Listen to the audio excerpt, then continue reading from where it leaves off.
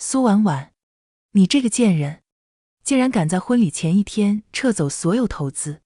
李俊则像疯了一样冲进我的别墅，西装凌乱，双眼通红。我端着红酒，优雅地坐在沙发上，看着这个我曾经深爱的男人现在的狼狈模样。李俊则，说话注意分寸，我只是收回属于我的东西而已。属于你的。他气得浑身发抖。苏婉婉，我们马上就要结婚了，我的就是你的，你的也是我的，你凭什么撤资？我轻笑一声，放下酒杯站起身。那我问你，昨晚你在哪里？李俊泽的脸色瞬间变了，眼神开始躲闪。我在公司加班。是吗？我拿出手机，播放了一段录音。俊泽哥，明天就是你和苏婉婉的婚礼了，我们以后还能像现在这样吗？小雨，你在说什么傻话？我娶苏婉婉只是为了苏家的钱，我爱的人从来都是你。等拿到他家的钱，我们就可以远走高飞了。可是苏婉婉对你那么好，好什么好？一个只会花钱的大小姐而已。小雨，你才是我的真爱。明天的婚礼你就当是场戏，等我骗到苏家的钱，我立马就和他离婚娶你。录音结束，整个客厅陷入死寂。亲爱的朋友，你好呀。此刻的你，是刚结束了一天忙碌的工作，正窝在沙发里放松，还是在某个安静的角落，想暂时逃离外界的喧嚣呢？无论你身处何方，此刻请试着放慢呼吸。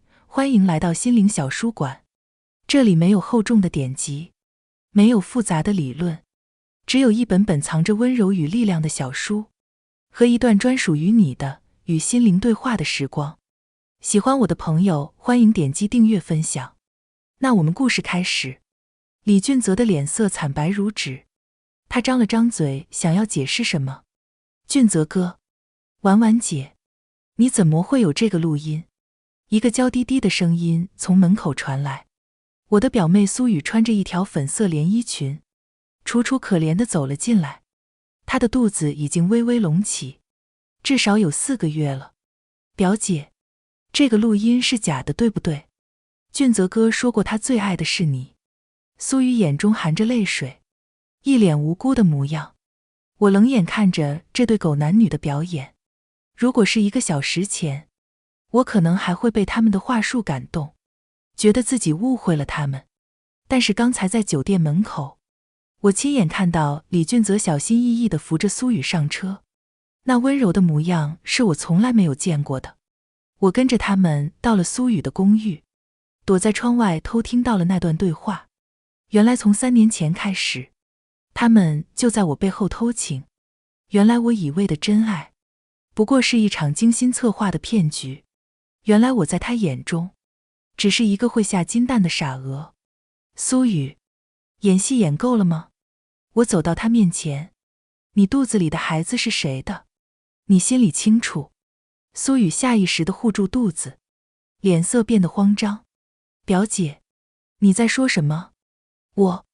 我没有孩子，没有孩子。我从包里拿出一份检查报告，这是今天下午我让私家侦探拿到的妇幼保健院的产检报告。苏雨，怀孕16周，父亲李俊泽。苏雨的脸瞬间变得惨白，整个人摇摇欲坠。李俊泽连忙扶住她，恶狠狠地瞪着我。苏婉婉，你过分了。小雨怀着孩子，你不能这样刺激她。看着她护着别的女人，对我恶言相向的样子，我的心彻底死了。李俊泽，你还真是深情啊，可惜你的深情给错了人。我走到落地窗前，居高临下地看着他们。还记得3年前我们是怎么认识的吗？李俊泽愣了一下。你说你的公司遇到了困难，急需资金周转，我二话不说就给了你2个亿的启动资金。后来你又说要扩大规模，我又给了你3个亿。去年你说要开拓海外市场，我再给了你5个亿。3年来，我一共给了你10个亿，让你从一个小公司老板变成了商界新贵。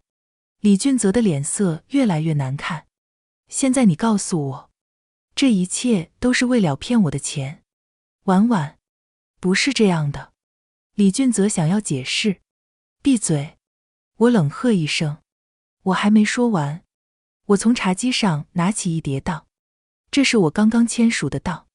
从今天开始，苏氏集团撤回对你公司的所有投资，包括那10个亿的本金和3年来的分红。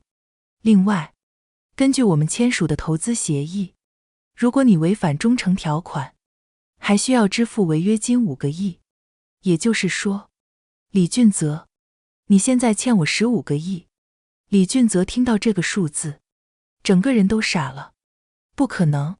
苏婉婉，你疯了吗？15个亿，我哪有那么多钱？没钱。我冷笑。那就用你的公司抵债吧。我已经让律师团队准备起诉书了，明天一早就会递交到法院。苏婉婉，你不能这样做。李俊泽激动地想要抓住我的手，被我一把甩开。我为什么不能这样做？李俊泽，你以为我苏婉婉是什么人？是那种被人玩弄了还要倒贴钱的傻子吗？苏雨这时候突然跪了下来。表姐，求求你放过俊泽哥吧，这一切都是我的错，是我勾引了他，你要报复就报复我，不要伤害无辜的人。他一边说一边拿手拍打自己的肚子，做事要自残，我这就去死，这样你就满意了吧？李俊泽看到苏雨的动作，慌忙抱住她。小雨不要，孩子是无辜的。然后他转头看向我，眼中满是恨意。苏婉婉，你看到了吗？小雨为了我连命都不要了，这就是真正的爱情，不像你，只会用钱来控制别人。我听着他的话，忍不住大笑起来。真正的爱情，李俊泽，你知道真正的爱情是什么吗？真正的爱情是我明知道你只是想要我的钱，却还是愿意把所有的钱都给你。真正的爱情是我明知道你在骗我，却还是选择相信你说的每一句话。真正的爱情是我明知道你和我表妹有一腿，却还是想要给你们机会解释。但是李俊泽，你让我彻底绝望了。我走到门口，回头看了他们最后一眼。明天的婚礼取消了，律师函很快就会送达。另外，苏雨，你被苏家除名了，以后别再叫我表姐。苏婉婉，你给我站住！李俊泽想要追出来，却被保镖拦住。我头也不回地走出别墅，坐上了早就等在门口的劳斯莱斯。司机透过后视镜看了我一眼。苏小姐，我们现在去哪？我闭上眼睛，靠在座椅上。回公司，是时候让他们知道什么叫做真正的商业战争了。凌晨3点，苏氏集团总部大楼依然灯火通明。我坐在顶层的董事长办公室里，面前摆着10几份档。苏总，这是李俊泽公司的详细资产评估报告。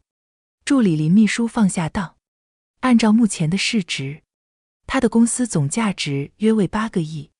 8个亿？我冷笑一声，还差7个亿呢。另外，这是他公司的股权结构图。李俊泽持股 60%， 其余 40% 分别由几个小股东持有。我拿起股权结构图仔细看了看。林秘书，明天一早联系这几个小股东，告诉他们我要收购他们手中的股份，价格比市价高出 20%。 苏总，您是想要控制他的公司？不，我站起身走到落地窗前，我是想要毁掉它。当我控制了 40% 的股份后，再加上法院的强制执行，我就能够成为这家公司的第1大股东。到时候，我会解散公司，清算所有资产，让李俊泽一无所有。林秘书有些担心。苏总，这样做会不会太过分了？毕竟李先生和您。林秘书，我转过身，眼神冰冷。从今天开始，不要再在我面前提到李俊泽这个名字，他对我来说已经是个死人了。是，苏总。就在这时，我的手机响了，是一个陌生号码。喂，表姐，是我，苏雨。电话那头传来苏雨哭泣的声音。我不是说了吗？不要再叫我表姐。我冷冷地说。婉婉，求求你听我说几句话好吗？这一切真的不是俊泽哥的错，是我主动勾引他的。你想说什么？我知道我错了，我愿意退出，我可以带着孩子离开，再也不出现在你们面前。但是求求你不要毁掉俊泽哥的公司，那是他的心血啊。我听着苏雨在电话里的哭诉，心中没有一丝波澜。苏雨，你真的以为我在乎的是你吗？我在乎的是他骗了我3年，把我当成提款机。我在乎的是他在我面前发誓说爱我，转身就和别的女人上床。你以为你退出了，这件事就算了？太天真了。可是俊泽哥真的爱你啊，他只是一时糊涂。够了，我打断他的话。苏雨，我最后警告你一次，不要再打电话给我，否则我不仅会毁掉李俊泽，连你也别想好过。说完我直接挂断了电话。林秘书有些担心地看着我。苏总，您要不要休息一下？你已经1天1夜没有睡了。不用，给我安排明天上午的行程，我要亲自去见那几个小股东。另外，联系媒体，就说苏氏集团的千金大小姐苏婉婉因为发现未婚夫出轨，愤而取消婚礼，撤回10亿投资。苏总，这样会不会对您的名声？名声？我冷笑。林秘书，你要记住，在商场上，只有胜者才配谈名声。天亮的时候，我的手机又响了，这次是我父亲苏建国的电话。婉婉，你在搞什么？媒体都在说你要和李俊泽分手。爸，李俊泽出轨了。我简单的说明了情况。电话那头沉默了很久。爸，这个混蛋！苏建国愤怒地咆哮。我就说这小子不是好东西，当初我就不同意你们交往。爸，现在说这些没用，我要全力打击李俊泽的公司。您支持我吗？当然支持。这种忘恩负义的东西，就应该让他知道我苏家的厉害。不过婉婉，你要注意分寸，不要把事情闹得太大。我知道的，爸。挂断电话后，我收拾了一下，准备出门。刚走到电梯口，就看到李俊泽站在那里。他显然一夜没睡，眼睛红肿，胡子拉碴，完全没有了平时的精英范儿。婉婉，我们谈谈好吗？他看到我，立刻迎了上来。没什么好谈的。我面无表情地按下电梯按钮。婉婉，我知道错了，我可以和苏雨分手，我可以让他把孩子打掉，求求你原谅我这一次好吗？电梯门开了，我走进去，李俊泽想要跟进来，被保镖拦住。李俊泽，你觉得我像是那种会要2手货的人吗？而且，让一个女人为了你打掉孩子，你真是个渣男。电梯门缓缓关闭，我看到李俊泽在门外拼命地拍打着电梯门，但是一切都晚了。我苏婉婉这辈子最讨厌的就是背叛，既然你选择了背叛我，就要承担后果。10楼，电梯门开了，林秘书正等在电梯口。苏总，第1个股东已经同意出售股份了。很好，继续。另外，有个消息您需要知道，李俊泽的公司今天早上被银行催债，他们已经付不起员工工资了。我冷冷一笑，这才刚刚开始呢。上午10点，我坐在苏氏集团的会议室里，对面坐着3个西装笔挺的中年男人，他们是李俊泽公司的小股东，分别持有10%、15%和15%的股份。苏总，我们都是明白人，就不绕弯子了。其中一个姓王的股东开口道：您开出的价格确实很诱人，但是我们想知道，您收购这些股份的真正目的是什么？我端起茶杯，轻抿了一口。各位，你们觉得李俊泽的公司还有未来吗？3个股东互相看了看，都没有说话。我想你们比我更清楚，李俊泽的公司这3年来的快速发展，完全是靠着我苏氏集团的资金支持。现在我撤资了，他的资金链断裂是必然的，银行会追债，供应商会停止供货，员工会跳槽，客户会毁约。你们觉得这样的公司还值得投资吗？王股东沉默了一会儿。苏总说的对，但是我们和李总也算是朋友，这样做，朋友？我冷笑一声。各位，我和李俊泽还是未婚夫妻呢，他照样背叛我。商场如战场，没有永远的朋友，只有永远的利益。我现在给你们2个选择：第一，以高出市价 20% 的价格把股份卖给我，拿着钱离开；第二，和李俊泽一起沉船。另一个姓张的股东终于开口了：苏总，能给我们一些时间考虑吗？当然可以。我站起身，我给你们1个小时的时间，1个小时后，我的 offer 就会撤回，到时候，你们就只能等着李俊泽的公司破产清算了。说完，我转身离开了会议室。林秘书跟在我身后。苏总，他们会同意的。我知道，我淡淡地说，没有人会跟钱过不去。果然，半个小时后，3个股东就同意了我的条件。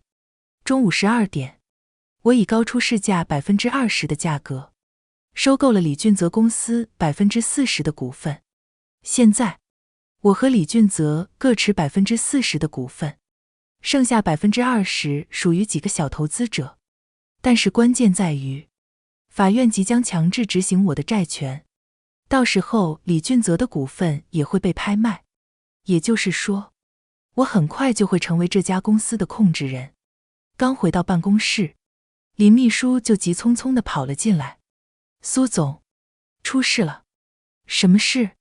李俊泽在公司楼下跳楼了。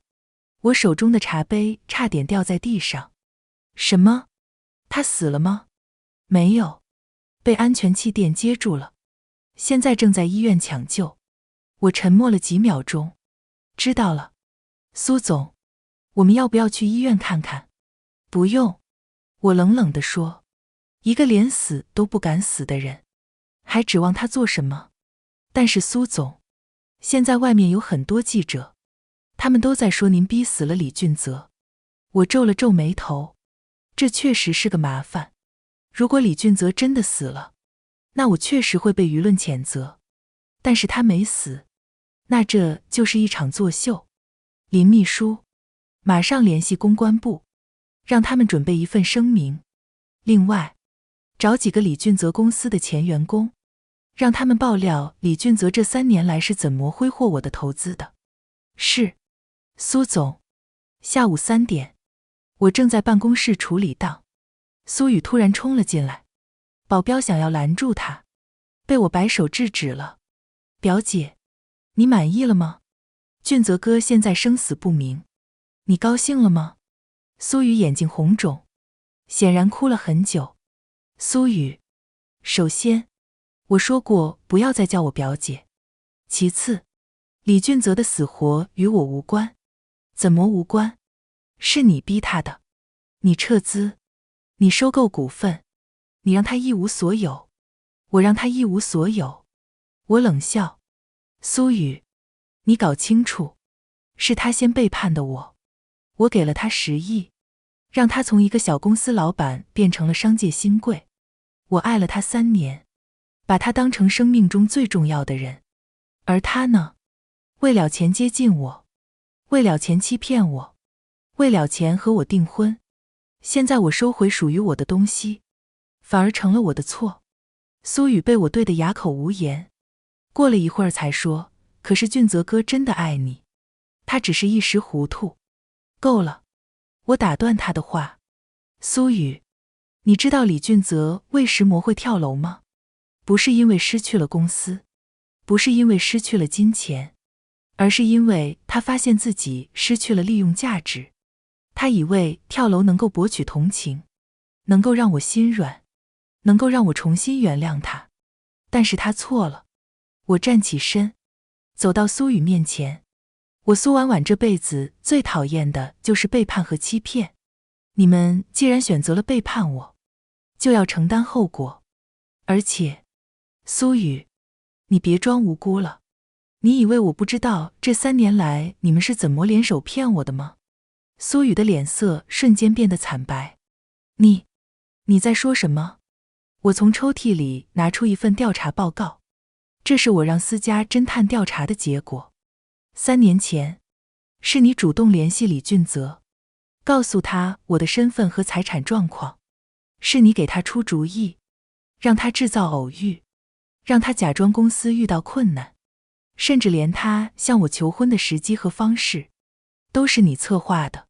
苏雨听到这些，整个人都瘫坐在了椅子上。你们把我当成什么了？一个可以随意欺骗和利用的傻子吗？表姐，别叫我表姐！我厉声喝道。从今天开始，你就是我的仇人。我不仅要毁掉李俊泽，连你也别想好过。苏雨害怕地看着我。你想怎样？你不是怀孕了吗？我会让全世界都知道，你是怎样破坏别人的感情，怀上小3的孩子的。我会让你在这个城市里无法立足，我会让你后悔来到这个世界上。苏雨听到我的话，吓得浑身发抖。表姐，求求你放过我吧，我知道错了。晚了。我按下内线电话。保镖，送客。很快，2个保镖走进办公室，将苏雨架了出去。看着苏雨被拖走的背影，我心中没有一丝怜悯。他们既然选择了玩火，就要做好被烧死的准备。晚上8点，我刚准备下班，林秘书匆忙跑进办公室。苏总，医院那边传来消息，李俊泽醒了。醒了？我放下包。他现在怎么样？医生说只是一些外伤，没有生命危险。但是什么？他要求见您，说有重要的事情要谈。我冷笑一声。重要的事情？现在才想起来有重要的事情要谈。苏总，您要去吗？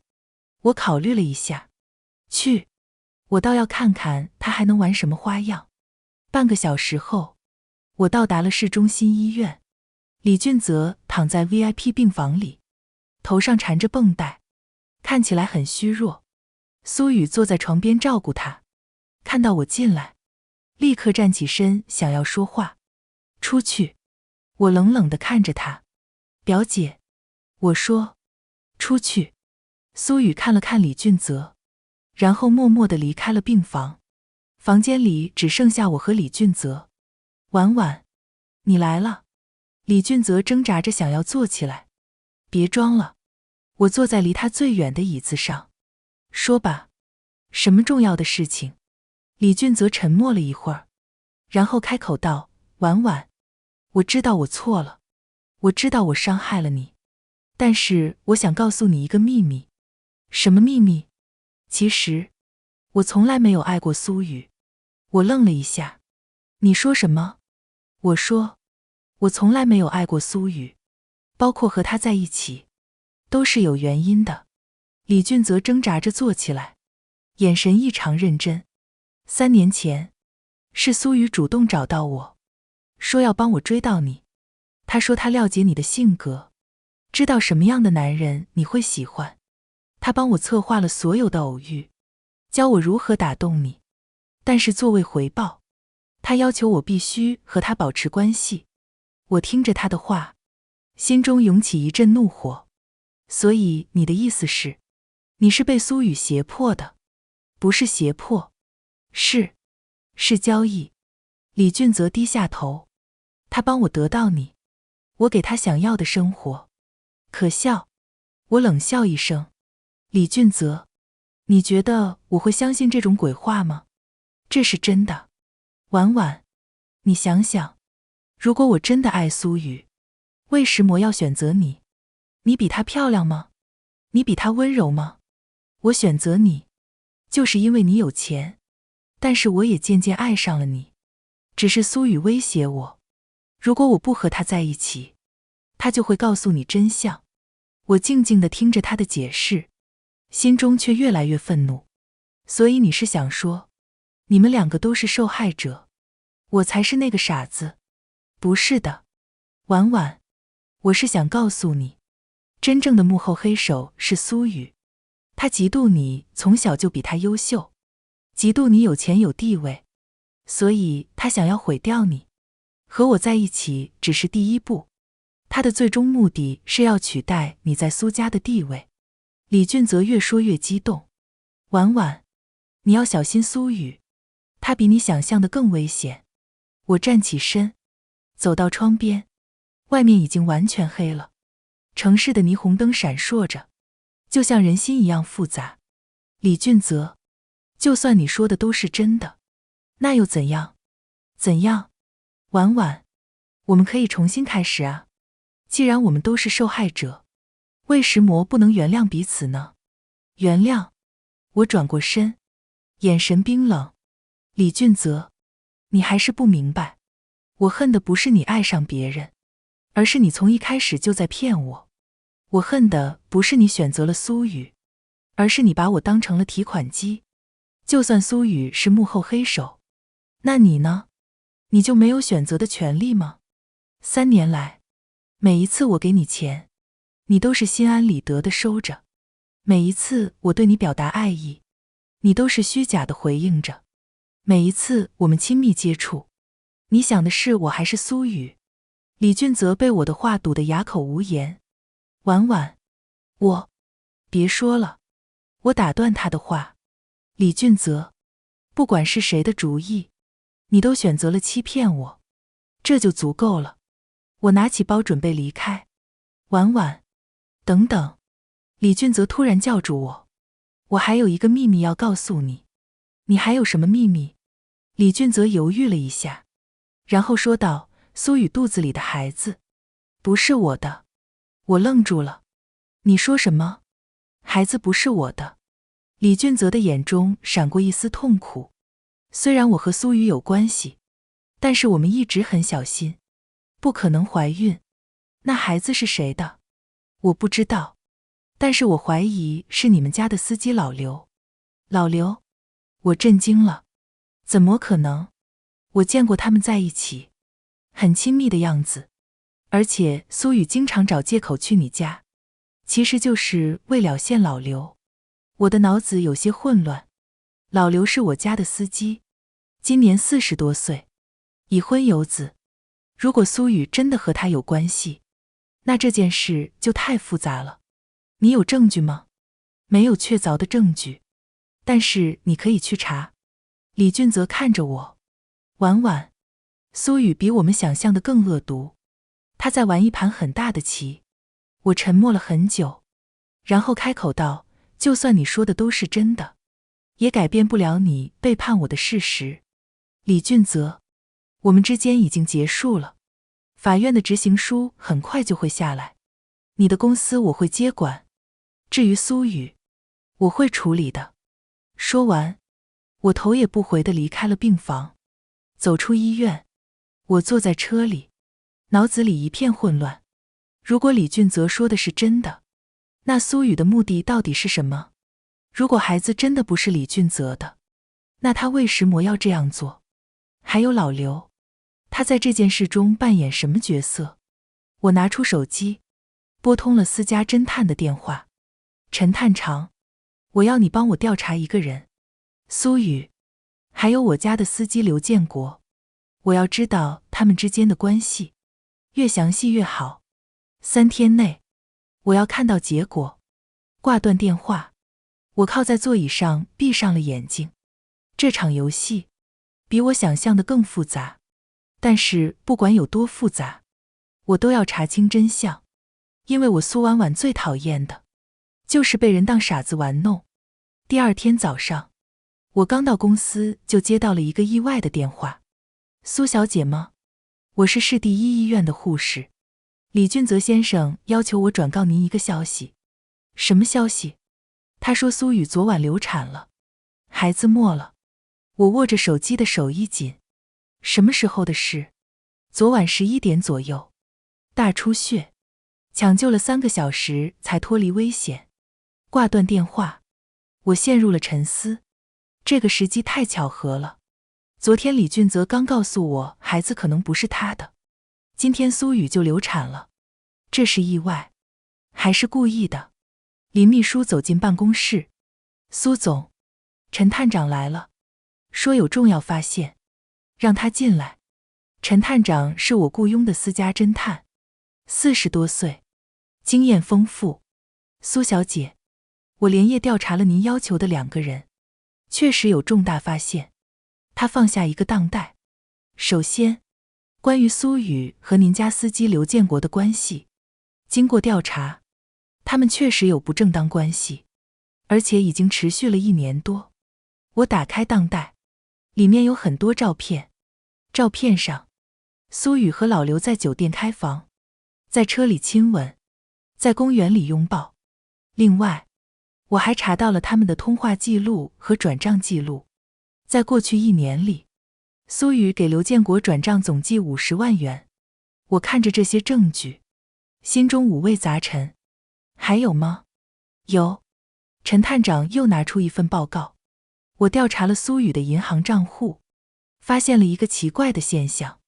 他的账户里经常有大额进账，但是来源不明。3年来，总计进账300万。300万！我皱眉，他哪来这么多钱？这正是我想说的重点。陈探长神情严肃。经过追查，我发现这些钱都来自同一个账户。什么账户？李俊泽公司的财务账户。我瞬间明白了。你是说，李俊泽一直在给苏雨钱？没错，而且数额巨大。这意味着李俊泽昨天说的都是谎话。我冷冷地说，他们根本就是一伙的。应该是这样。陈探长点头。而且我还发现了一个更重要的线索。什么？苏雨的流产很可能是故意的。我震惊地看着他。什么意思？我调查了他昨晚的行踪，发现他在流产前曾经去过一家私人诊所。那家诊所专门做一些不太正当的手术。我明白了，苏雨是故意流产的，为了销毁证据，也为了博取同情。苏小姐，我觉得这背后还有更大的阴谋。陈探长说道，建议您小心行事。我点点头，我知道了，继续调查，不要放过任何细节。陈探长离开后，我坐在办公室里整理思路。现在情况很清楚了，李俊泽和苏雨从一开始就是一伙的，他们合伙欺骗我。苏雨的目的不仅仅是破坏我的感情，还有更大的图谋，而孩子的事情很可能也是他们设计的圈套。就在这时，我的手机响了，是苏雨打来的。表姐，我的孩子没了。电话那头传来苏雨虚弱的哭声。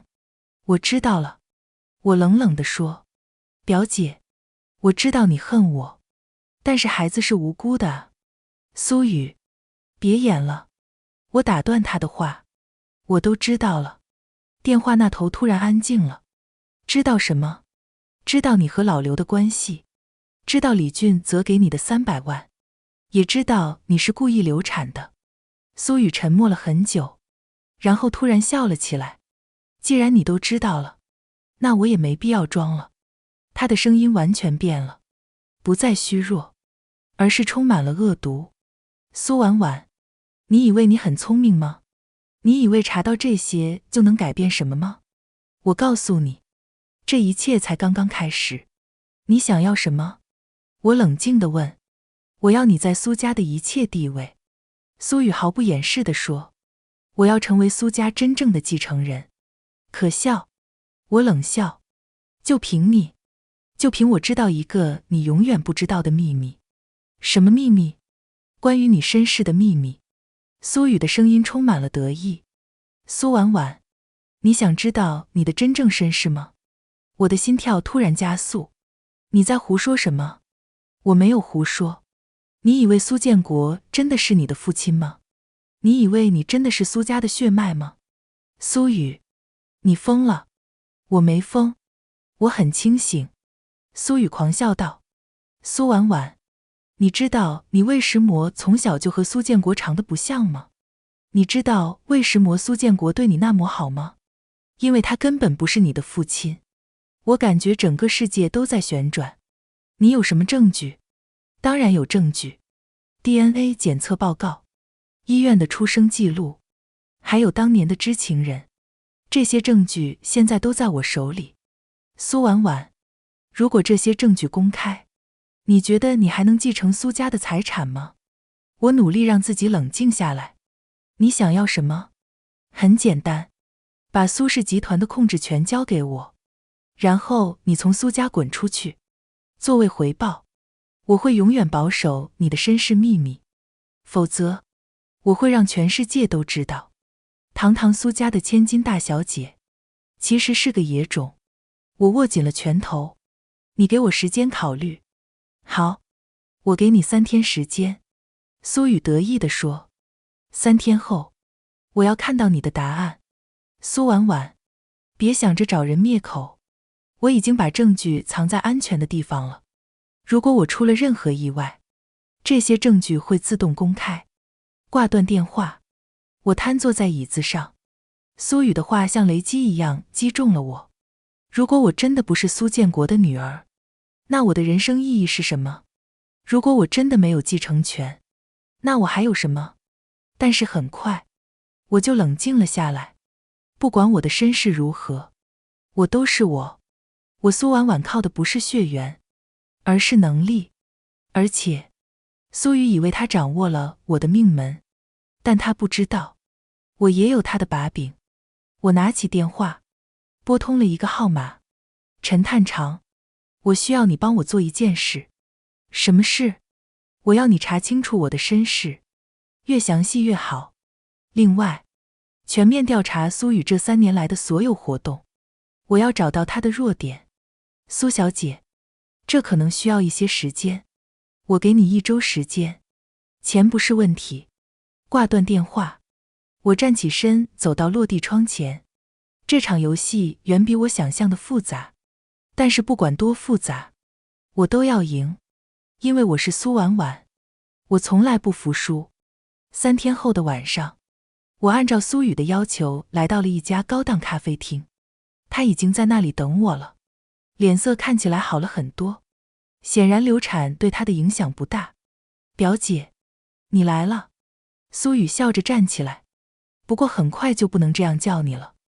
我坐在他对面，面无表情。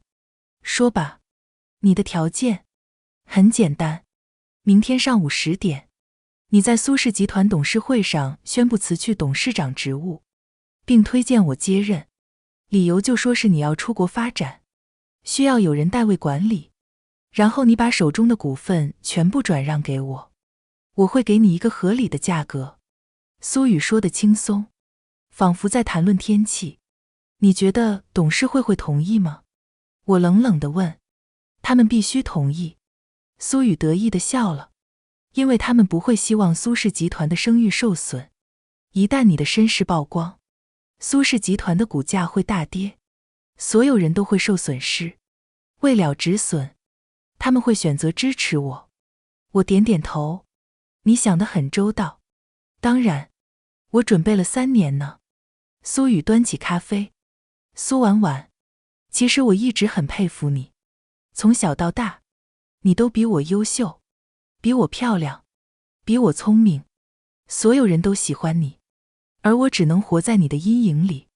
但是现在不同了，我终于可以翻身了。所以你策划了这一切？没错。苏雨毫不掩饰。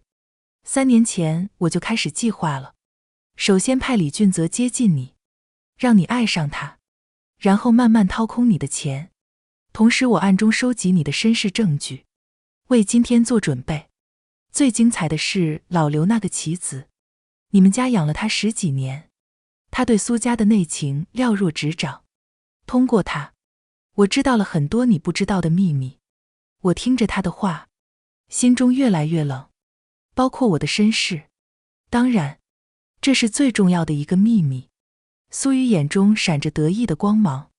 苏婉婉，你想知道你的真实身份吗？说，你是苏建国和他初恋情人的女儿。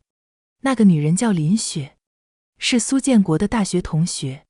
他们相爱了，但是因为门第不对，被苏家老爷子拆散了。林雪怀孕后，苏建国已经和现在的苏夫人结婚了。为了名声，他把林雪送到国外，让她把你生下来。林雪难产死了，苏建国把你带回来，谎称是他和苏夫人的孩子。所以，你确实是苏建国的女儿，但你不是苏夫人的女儿。我听着这些话，心情复杂。原来如此，难怪我从小就觉得苏夫人对我很冷淡。原来如此，难怪苏建国总是偏爱我。你有证据吗？当然有。苏雨从包里拿出一个当袋， DNA 检测报告、医院记录，还有林雪留下的日记。最重要的是，当年帮助苏建国处理这件事的律师还活着，他愿意作证。我接过当袋，快速浏览了一遍，确实，证据很充分。苏婉婉，你现在明白了吧？苏雨得意地说，虽然你是苏建国的女儿，但你是私生女。按照苏家的家规，私生子女没有继承权，而我是苏建国弟弟的女儿，是正统的苏家血脉。如果这些证据公开，苏家的其他人会支持谁？不言而喻。我沉默了很久，然后抬起头看着他。苏雨，你觉得你赢定了？难道不是吗？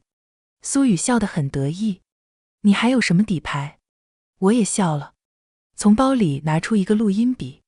我也有个礼物给你。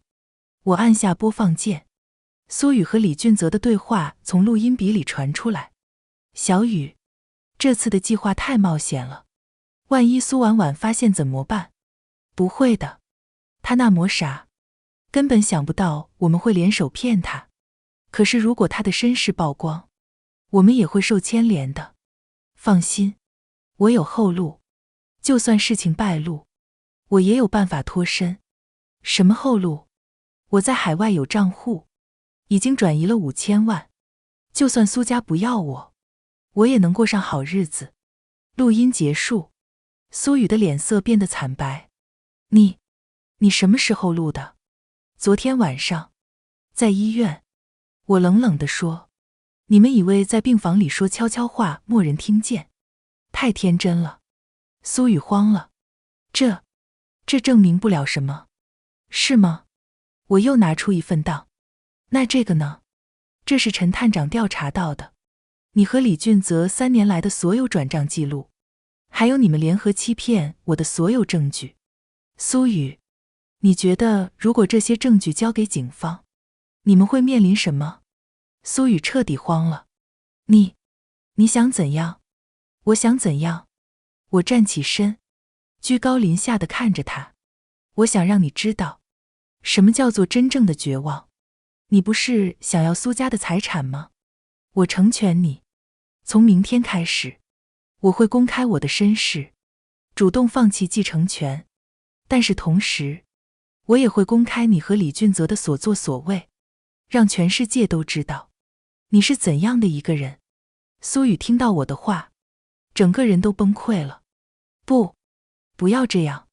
如果我的事情曝光，我就完了。现在知道害怕了。我冷笑，当初算计我的时候，怎么不想想后果？婉婉，求求你放过我吧，我们毕竟是亲戚。亲戚？我打断他的话。苏雨，你忘了吗？你说过要我从苏家滚出去，既然如此，我们就不是亲戚了。我转身准备离开。等等，苏雨突然叫住我，我可以把证据全部销毁，我可以永远消失，求你不要毁掉我。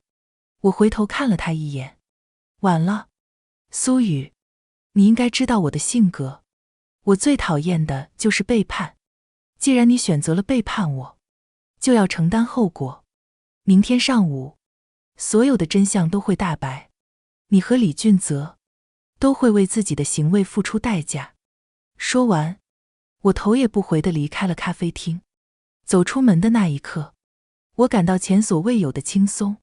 是的，我可能不再是苏家的继承人。是的，我可能会失去一切，但是我终于可以做回真正的自己了。我不再需要背负苏家的期望，不再需要为了维护苏家的名声而委屈自己。我可以凭借自己的能力重新开始，而那些欺骗我、背叛我的人，终将为自己的行为付出代价。第二天上午10点，苏氏集团董事会会议室里坐满了人，除了10几位董事，还有律师、会计师和媒体记者。我坐在主席位上，看着台下的众人。各位，今天召集大家来，是有重要的事情要宣布。我站起身，拿起话筒。首先，我要公开一个关于我身世的秘密。台下瞬间安静下来，所有人都紧张地看着我。经过调查，我发现我并不是苏夫人的亲生女儿，我的生母是林雪，我父亲苏建国的初恋情人，也就是说，我是苏建国的私生女。这话一出，台下顿时炸开了锅，记者们疯狂地按着快门，董事们窃窃私语。安静！我敲了敲话筒，我还没说完。按照苏家的家规，私生子女确实没有继承权，所以我决定主动放弃苏氏集团董事长的职务。什么？台下的人群再次骚动起来，坐在前排的几个老董事急忙站了起来。婉婉，你不能这样做。是啊，不管你的出身如何，你都是苏氏集团最好的领导者，我们不同意你辞职。我摆了摆手，示意大家安静。各位的好意我心领了，但是我意已决。不过，在我离开之前，我还要揭露一个更大的阴谋。我按下遥控器，大荧幕上出现了苏雨和李俊泽的照片。这3年来，有人一直在暗中策划，想要夺取苏氏集团的控制权。他们利用我的感情，骗取了我10亿的投资。他们收集我的身世证据，企图以此要挟我。他们甚至买通了我家的司机，窃取苏家的机密资讯。随着我的讲述，大荧幕上不断出现各种证据，转账记录、通话录音、照片、视频。所有的证据都指向同一个结论：苏雨和李俊泽联合欺骗我。台下的人群看着这些证据，发出阵阵惊呼。太可怕了，居然有这样的事情，这2个人简直是魔鬼。就在这时，门被推开了，苏雨慌慌张张地跑了进来，身后跟着几个保镖。婉婉，你不能这样做，他大声喊道，你这是在毁掉我们所有人。苏雨，你来得正好。我冷冷地看着他，正好当着所有人的面谈谈你的计划。我没有什么计划。苏雨的声音在颤抖。没有计划。我冷笑一声。那这些证据怎么解释？大荧幕上出现了更多的证据，包括苏雨和境外账户的转账记录。这是什么？一个董事指着荧幕问道。这是苏雨这3年来转移到海外的资金，总计5000万。我解释道。这些钱的来源都是李俊泽从我这里骗取的投资，也就是说，他们不仅骗了我的钱，还把钱转移到了海外。苏雨听到这些，整个人都瘫坐在地上。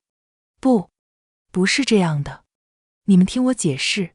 还需要解释什么？我走到他面前。苏雨，证据确凿，你还想狡辩？就在这时，会议室的门再次被推开，几个员警走了进来。苏雨，李俊泽，你们涉嫌合同诈骗罪，请跟我们走一趟。苏雨看到员警，彻底崩溃了。不要抓我，我不想坐牢。他突然站起来，想要逃跑，却被保镖拦住。婉婉，求求你救救我，我们毕竟是亲戚。亲戚？我冷冷地看着他。苏雨，你忘了昨天你说的话吗？你说要让我从苏家滚出去。现在我成全你了，但是相应的，你也要为自己的行为付出代价。员警上前给苏雨戴上了手铐。苏雨，根据我们的调查，你涉嫌诈骗金额高达1000万，这已经构成了重大刑事犯罪。另外，李俊泽也已经被我们拘捕，他对所有的罪行都供认不讳。苏雨听到这些，眼中的希望彻底破灭了。苏婉婉，我恨你，我不会放过你的。他歇斯底里地喊着。随便，我淡淡地说，不过在监狱里，你恐怕没什么机会报复我了。员警带走苏雨后，会议室里安静了很久，最后还是苏建国开口打破了沉默。婉婉，不管你的出身如何，你都是我的女儿，苏氏集团永远是你的家。我看着苏建国，心中涌起一阵暖流。爸，谢谢您，但是我意已决，苏氏集团需要一个没有争议的领导者。我建议由苏志华叔叔担任董事长，他的能力和声望都足以胜任。苏志华是苏建国的堂兄，也是公司的老董事。苏志华有些为难。婉婉，我觉得你才是最合适的人选。不，我摇摇头。叔叔，公司交给您，我放心。而且，我并不是要彻底离开苏氏集团，我会保留一部分股份，以股东的身份继续关注公司的发展。至于我自己，我打算成立一家新的投资公司。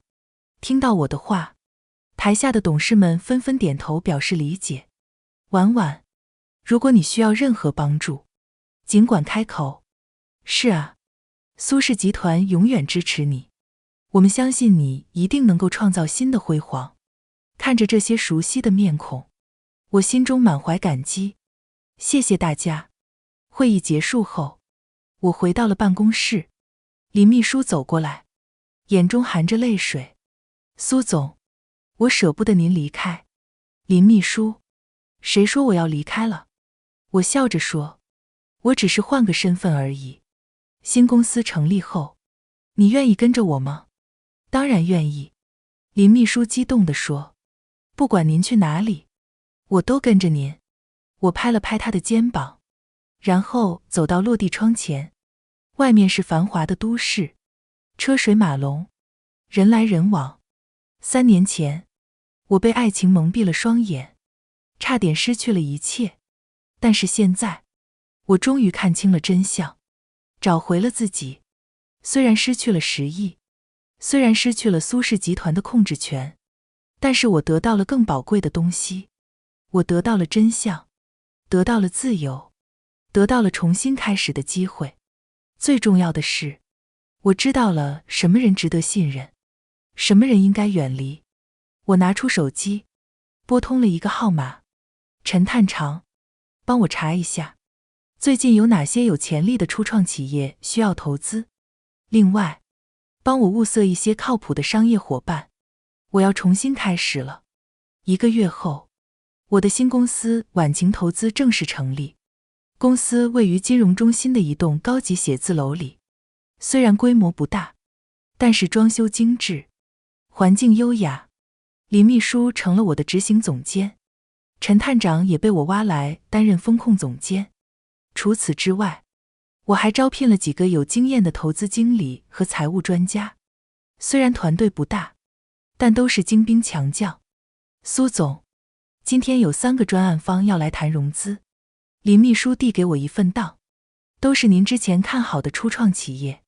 我翻看着档，很好，让他们依次进来吧。第一个专案是一家做人工智能的科技公司，创始人是个年轻的海归博士。苏总，我们的产品主要针对金融行业的风控需求，年轻人很有激情，讲解得非常详细。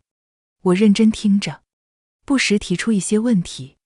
这个专案确实很有前景，而且团队背景不错。很好，我决定投资你们。我最后说道，初期投资500万，占股15%。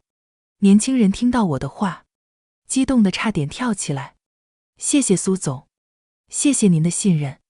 第二个专案是一家做新能源的公司，创始人是个中年工程师，他的技术很扎实，产品也有市场竞争力。我决定投资300万。第三个专案是一家做电商的公司，我看了看他们的商业计划书，摇了摇头。抱歉，这个专案我暂时不投资。为什么？创始人有些不解。我们的数据很好看啊。数据确实好看，但是有造假的嫌疑。我直接指出了问题。而且你们的团队缺乏诚信，这是我最不能容忍的。创始人听到我的话，脸色变得很难看，但是也无法反驳。送走了最后一个专案方，我坐在办公室里整理今天的收获。2个投资专案，总计800万。如果成功的话，预期回报会很可观。这时，林秘书走进来，神色有些异常。苏总，有个不好的消息。什么消息？李俊泽在监狱里自杀了。我手中的笔停住了。什么时候的事？昨天晚上，用床单上吊自杀的。发现的时候已经没救了。我沉默了很久。虽然我恨李俊泽，但是听到他死亡的消息，心情还是很复杂。苏雨呢？他还在监狱里，但是听说精神状态很不稳定，可能要转到精神病院去治疗。我点点头，没有再说什么。他们的结局虽然悲惨，但都是自作自受。就在这时，我的手机响了，是苏建国打来的。婉婉，你听说李俊泽的事了吗？听说了。你有什么感觉吗？我想了想，爸，我没有什么特别的感觉。对我来说，李俊泽早就是个死人了。他的真正死亡，只是让这件事彻底结束而已。苏建国沉默了一会儿。婉婉，你这样会不会太冷血了？爸，您觉得我应该伤心吗？我反问道。为一个欺骗我、背叛我的人伤心？这倒也是。苏建国叹了口气。算了，过去的就让它过去吧。对了，婉婉，你的新公司怎么样？很好，已经有2个投资专案了。需要爸爸帮忙吗？暂时不需要。我想靠自己的能力证明一些事情。好，爸爸支持你。苏建国顿了读。不过婉婉，你也要注意身体，不要太累了。我知道的，爸。挂断电话，我继续处理手头的工作。下午4点，陈探长敲门走进来。苏总，我有个重要发现。什么发现？关于你以前投资的那些专案，我发现了一些有趣的线索。陈探长放下一份报告。虽然李俊泽的公司破产了，但是有几个子专案还有价值，特别是他们的一个软体产品。虽然公司倒闭了，但是产品本身的技术含量很高。我建议您考虑收购这个产品的知识产权。我翻看着报告，确实，这个软体产品很有潜力。价格怎么样？因为是破产清算，价格很低，大概只需要200万就能拿下。而且这个产品如果重新包装推广，市场价值至少在2000万以上。我考虑了一下。好，你去谈吧，争取以最低的价格拿下。是，苏总。陈探长离开后，我站起身走到窗边。夕阳西下，整个城市都笼罩在金色的光芒中。1个月前，我还在为李俊泽的背叛而痛苦。1个月后，我已经重新站了起来，而且比以前更强大。虽然失去了10亿，但是我得到了宝贵的经验。现在我知道如何识别骗子，如何保护自己，如何在商场上立足。更重要的是，我知道了什么才是真正值得珍惜的东西。不是金钱，不是地位，而是真诚和信任。我拿出手机，给几个老朋友发了资讯，今晚一起吃饭吧。我想感谢大家这段时间的支持。很快，朋友们都回复了，当然要来，庆祝你的新开始，我们一直都支持你，是时候好好聚聚了。看着这些温暖的回复，我心中充满了感激。在我最困难的时候，是这些朋友陪伴着我，支持着我，他们才是我生命中真正的财富。晚上7点，我和几个老朋友在一家高档餐厅聚餐，大家谈笑风生，气氛很轻松。婉婉，你现在看起来比以前更有自信了。我的大学同学小雨说道。是啊，虽然经历了这么多事情，但是你变得更强大了。另一个朋友附和道。谢谢大家。我举起酒杯，如果没有你们的支持，我不可能这么快走出阴霾。这是我们应该做的。小雨说，真正的朋友就是要在困难时相互支持。说得对。我点点头。所以我决定，新公司的第一个投资专案，就投资小雨的设计工作室。小雨一直想开一家独立的设计工作室，但是缺乏启动资金。真的吗？小雨激动地说。婉婉，谢谢你。不用谢，这是双赢的投资。我笑着说，我相信你的能力。聚餐结束后，我开车回家，路上，我接到了一个陌生的电话。苏小姐吗？我是华盛投资的张总。华盛投资是国内知名的投资公司。张总您好，有什么事吗？是这样的，我们听说您成立了新的投资公司，想和您谈谈合作。我们有几个优质专案，希望能够联合投资。这是个好消息，说明我的新公司已经开始在行业内有了知名度。当然可以。什么时候方便见面谈？明天下午怎么样？好的，明天下午3点，在我的办公室见面。挂断电话，我心情很好，新公司的发展比我预期的还要顺利。回到家，我洗了个热水澡，然后坐在阳台上喝茶。夜色中的城市灯火辉煌，就像我现在的心情一样明亮。3个月前，我还以为自己的人生完了，现在我才明白，那不是结束，而是新的开始。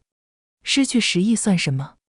我有能力，有经验，有朋友的支持，我相信很快就能赚回来，而且会赚得更多。最重要的是，现在我知道什么才是真正的幸福，不是拥有多少钱，而是做真正的自己；不是得到多少爱，而是学会爱自己。我苏婉婉，终于活明白了。3个月后，婉晴投资已经成为业内小有名气的投资公司。我们投资的5个专案中，有3个已经开始盈利，其中那家人工智能公司更是获得了新一轮融资，估值翻了3倍。这天上午，我正在办公室里查看财务报表，林秘书急匆匆地走了进来。苏总，有个重要消息。什么消息？苏氏集团出事了。我抬起头。什么事？苏志华叔叔涉嫌挪用公款，被检察院立案调查了。现在公司股价大跌，董事会一片混乱。我皱起眉头。苏志华叔叔一向谨慎，怎么会犯这种低级错误？具体情况怎么样？据说是有人举报他利用职务便利，挪用公司资金3000万用于个人投资，现在证据确凿，他已经被拘留了。这确实是个大麻烦。苏志华被抓，苏氏集团群龙无首，很可能面临更大的危机。我爸知道这件事吗？苏董事长已经赶回公司处理了，但是情况很不乐观。董事会正在考虑临时接管公司，但是几个大股东意见不一致。我站起身，在办公室里来回踱步。苏氏集团是苏家的根基，不能出事。虽然我已经离开了，但毕竟血浓于水。林秘书，安排一下，我要回苏氏集团看看。好的，苏总。1个小时后，我来到了苏氏集团大楼，楼下聚集了很多记者，闪光灯此起彼伏。我戴着墨镜，从侧门进入大楼，电梯直达顶层。我走进了熟悉的董事长办公室，苏建国坐在办公桌后，看起来很憔悴。爸，我轻声叫道。苏建国抬起头，看到我，眼中闪过一丝惊喜。婉婉，你怎么来了？听说公司出事了，我过来看看。我坐在他对面。具体情况怎么样？苏建国叹了口气，很糟糕。志华确实挪用了公司资金，证据确凿。现在公司股价已经跌了30%，几个大客户也在考虑终止合作。董事会那边更是一团糟，大家都在推卸责任。我听着，心中有了一些猜测。爸，您觉得这件事有蹊跷吗？什么意思？苏志华叔叔做了这么多年财务，一向很谨慎，怎么会突然犯这种错误？而且时机这么巧，正好在公司最关键的时候出事。苏建国想了想，你是说有人故意陷害他？很有可能。我点点头。爸，您让我查一下这件事吧。可是你现在已经不是公司的人了。爸，我虽然离开了苏氏集团，但我还是苏家的人。苏家的事就是我的事。苏建国看着我，眼中满是感动。好，那就拜托你了。离开苏氏集团，我直接去找了陈探长。陈总监，我需要你帮我调查一件事。什么事？苏志华涉嫌挪用公款的案子，我怀疑有人在背后操作。陈探长皱起眉头。您是说有人故意陷害苏志华？对，而且我怀疑这个人的目的不仅仅是陷害苏志华，而是想要控制整个苏氏集团。您有什么线索吗？我想了想，从苏志华被举报的时机来看，举报人应该对苏氏集团的内部情况很了解，而且这个人很可能在公司内部有一定的地位。我明白了，我会全面调查的。2天后，陈探长带来了调查结果。苏总，我查到了一些有意思的线索。什么线索？首先，举报苏志华的匿名信是从一家网吧发出的。我调取了那家网吧的监控录影，发现了一个熟悉的身影。陈探长拿出一张照片，照片上是一个中年男人。我认识他，这是苏志明，苏志华的弟弟。没错，就是他。陈探长点头。而且我还发现，苏志明最近和几个外资公司有密切接触，其中一家叫做于景浩39，东方资本于景浩39的投资公司，一直在寻找机会收购苏氏集团。我明白了，苏志明想要陷害哥哥，然后趁机和外资合作，控制苏氏集团。还有其他证据吗？有。陈探长又拿出一份档，我查到了苏志明的银行账户，最近有一笔500万的入账，资金来源就是那家东方资本。另外，我还发现苏志华挪用的那3000万，其实是被人做了手脚，真正的操作者是财务部的一个主管，这个人是苏志明的心腹。证据很清楚了，这是一场精心策划的阴谋。陈探长，辛苦你了。我站起身，把这些证据整理好。我们去见苏建国。半个小时后，我和陈探长来到苏建国的办公室，看到这些证据，苏建国的脸色变得铁青。志明这个混蛋，他怎么能做出这种事情？爸，现在不是生气的时候。我冷静地说，我们要想办法挽救志华叔叔，同时揭露志明的阴谋。但是志华已经被抓了，证据确凿，我们怎么证明他是被陷害的？很简单，让真正的罪犯承认罪行就行了。我拿出手机，拨通了一个号码。是财务部的王主管吗？我是苏婉婉。苏小姐。电话那头的声音在颤抖。我想和你见个面，谈谈苏志华叔叔的事情。我不知道您在说什么。王主管，我手里有证据证明你和苏志明合谋陷害苏志华。你现在有2个选择，要么主动承认错误，我可以考虑从轻处理，要么等着远警上门抓你。电话那头沉默了很久。苏小姐，给我1个小时时间考虑好吗？半小时。我冷冷地说。半小时后，如果你不主动投案，我就把证据交给警方。挂断电话，苏建国担心地看着我。婉婉，你觉得他会承认吗？会的，我自信地说，因为他知道纸包不住火，与其等着被抓，不如主动投案，还能争取从轻处理。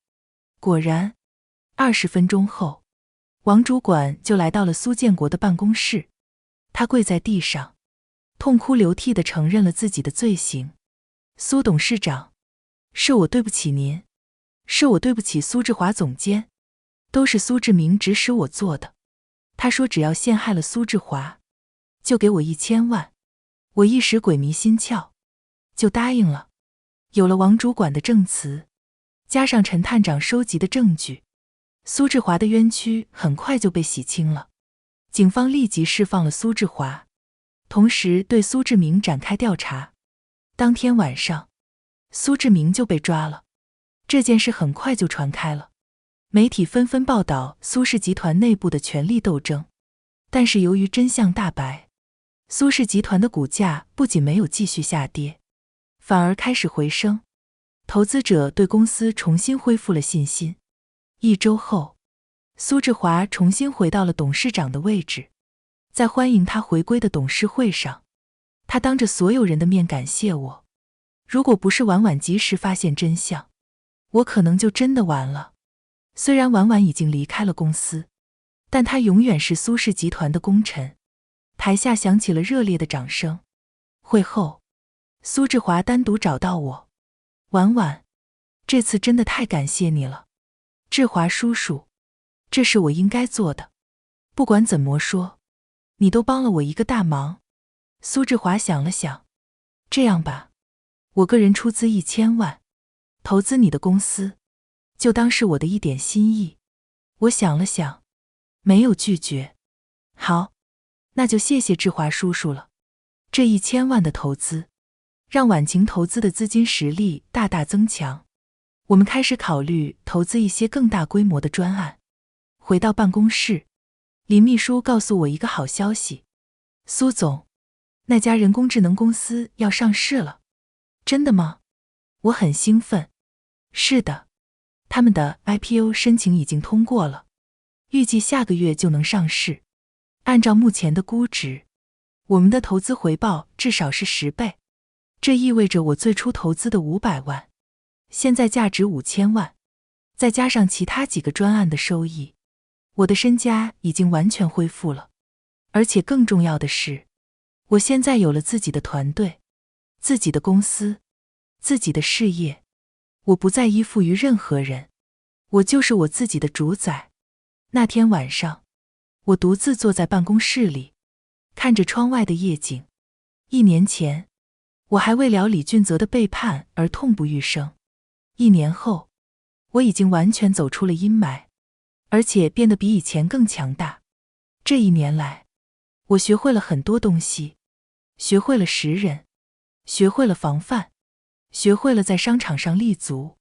更重要的是，我学会了爱自己。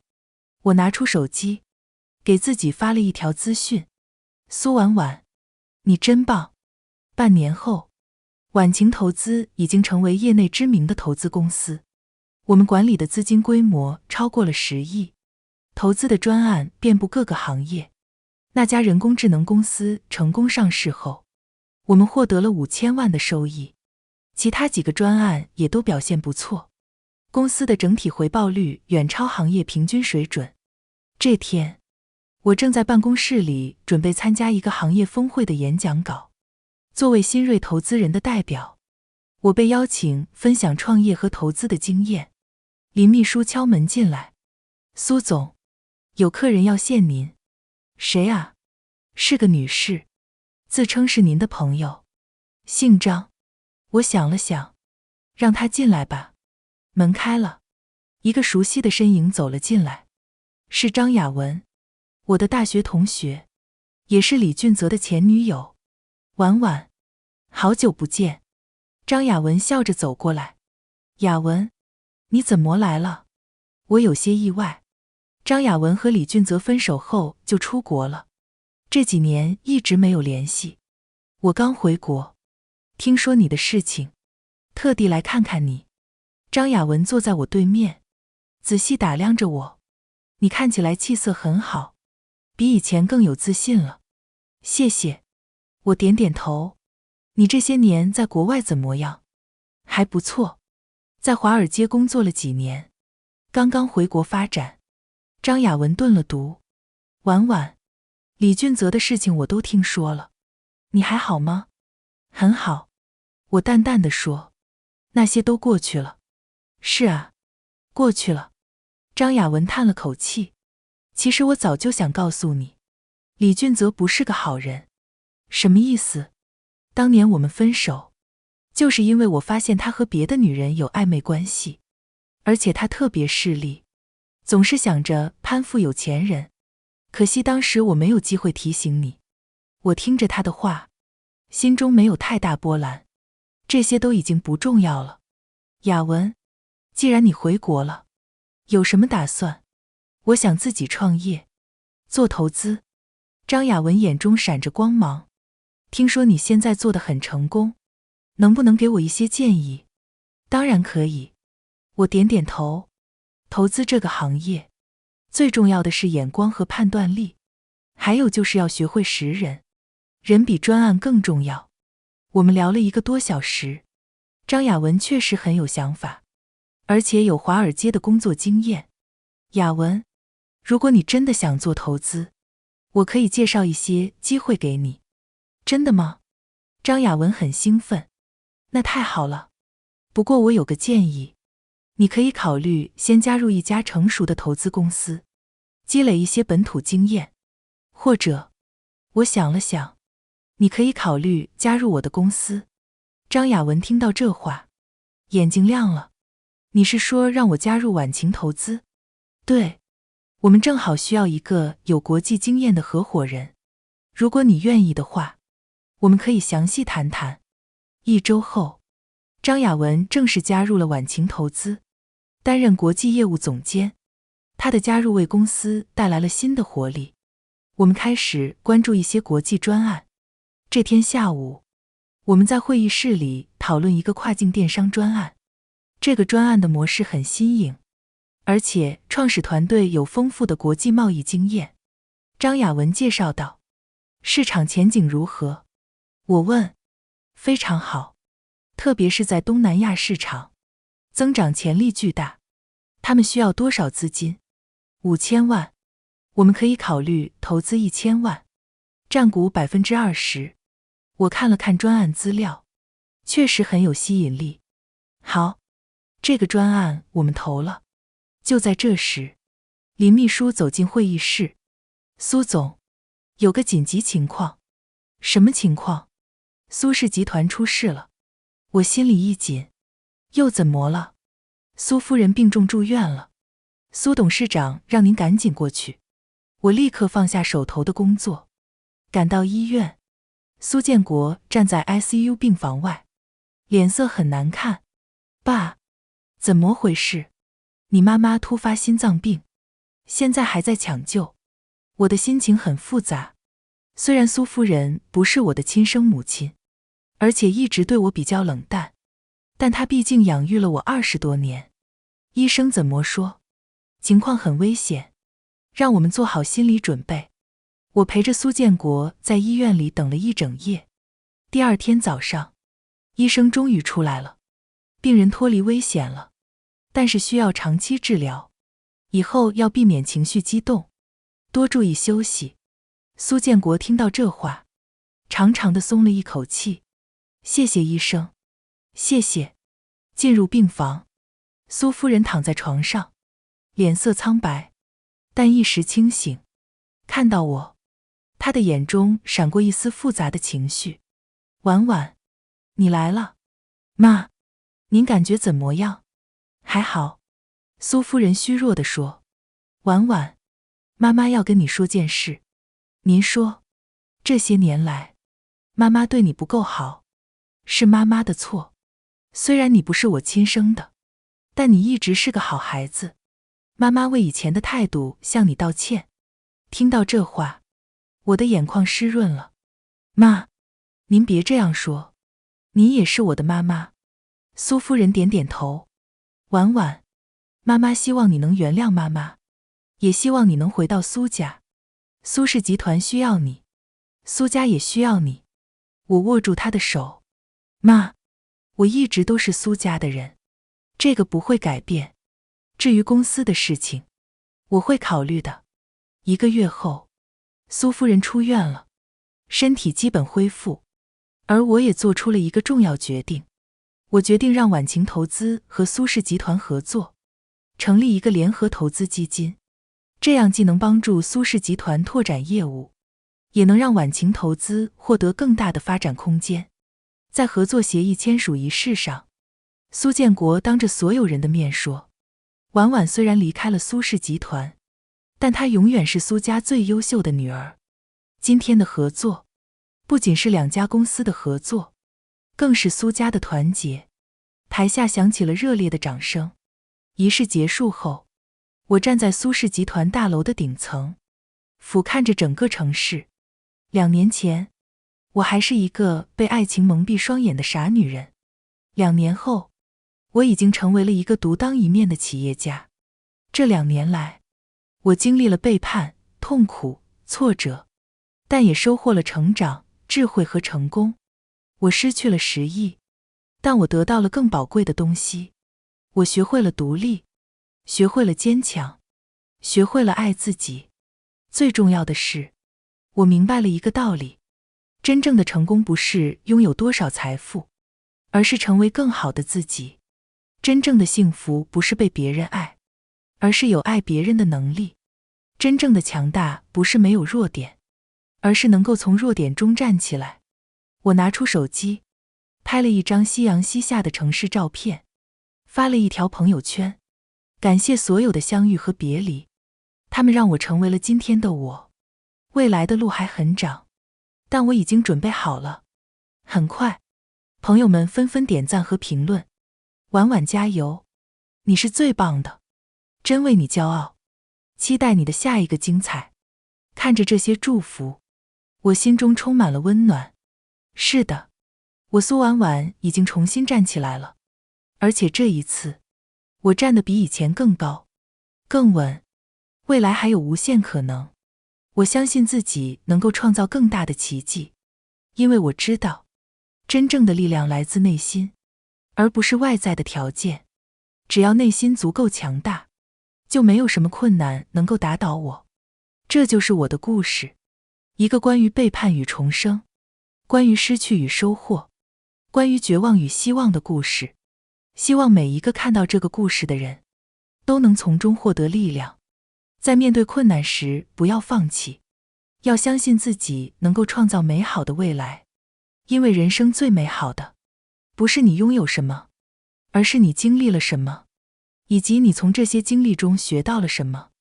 而我苏婉婉，已经学会了人生最重要的一课：爱自己，相信自己，成为自己，今天的心灵小书馆到这里就要和大家说再见了。记得把这份温暖也分享给身边需要的人。喜欢我的朋友，欢迎点击订阅分享，让更多人能在文字里找到慰藉。下一期心灵小书馆，我们会带着新的温暖文字与你相遇，不见不散呀，亲爱的朋友。